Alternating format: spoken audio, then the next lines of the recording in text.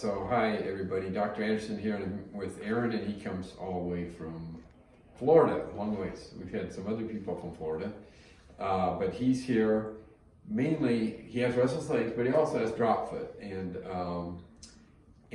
ironically, the same nerve pathways that create the restless leg symptoms can also create a drop foot situation for him. So maybe just explain a little bit about your history, kind of like what compelled you to come here, because I know you'd seen other doctors for your. Yeah, it started just my foot started tripping when I'd walk my right foot, and so I went to a physical therapist, and they said, did some tests and realized I couldn't lift my right heel off the ground. I'm like, right. That's not good. So then they said, well, go to like a neurologist. I'm like, okay, my foot. But so I went to there and they did some tests, and they didn't really tell me much of anything. And they said, well, go do another blood pressure test on my limbs, and that was normal. Circulation. Yeah. Probably, yeah. And so then I started looking for things because they weren't really helping me. So I started looking and found Wade's story online, and his story kind of sounds similar because he had drop foot. Because I Googled drop foot and restless leg. I didn't know if I had restless leg or not, but it felt like I had a variation of it. Maybe not as extreme as some other people, but I still felt like my legs were always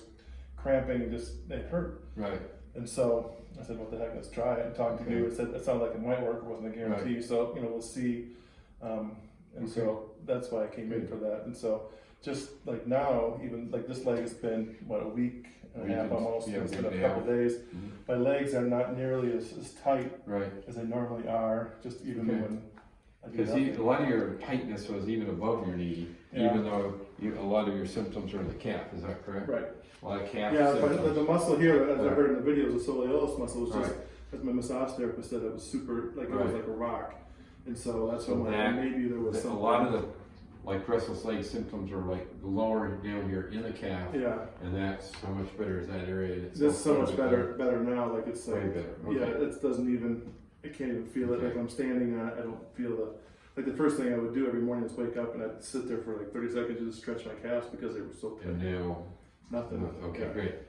And things above the limb, above the knee, I should say, are quite a bit better too. Yeah, they're not as sore. They don't feel. Were you jerking very much? I wasn't jerking a lot, but you could see it. Like even the other day, you could just see them like twitching in my leg, and it wasn't. That's much better too. Yeah. Okay. It appears to be so. And then his drop foot, if we can kind of fan over here. When people come in with drop foot, it's really important that y'all understand.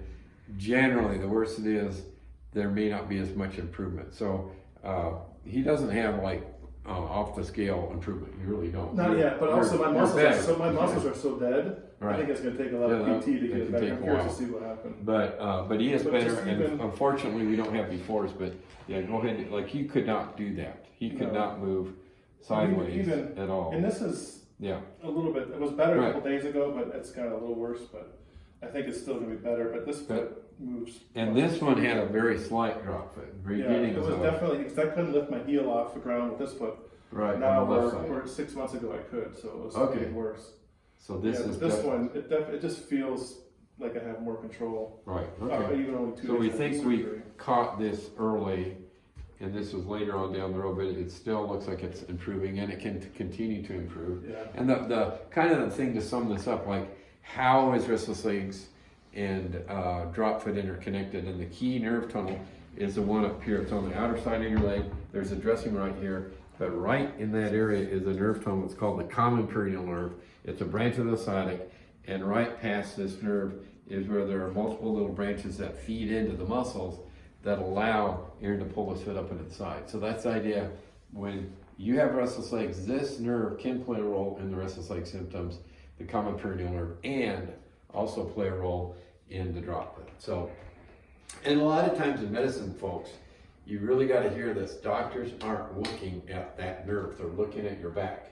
Yeah. True? Yeah, they did an MRI. And they really look at the back, and they kind of will overlook this oftentimes. Yep. So very important that you understand that. If you have a drop foot from whatever reason, sometimes it can be a complication of a hip replacement or other surgeries like that. So anyway, thank you for sharing that with us. Anything else you want to say, Aaron? No, it was great here. It was a good experience. Good. I'm ready to go home. Good. I have to come back to Colorado when I can actually hike the mountains. Go do something, right? Gets a little tiring sitting around here, but hopefully you went out and got to see some scenery. And a couple of days there in the middle. So. Good. So anyway, thank you for watching, everybody. Subscribe to our YouTube channel. If you want to learn more about restless legs, I've got a book out there called A Perfect Night's Sleep, and we have some research you can look up on on our website. So thank you again. Thank you for coming so far. I appreciate you taking the time to, and I know it's a hassle to do that. We appreciate you coming. Thank you. No problem.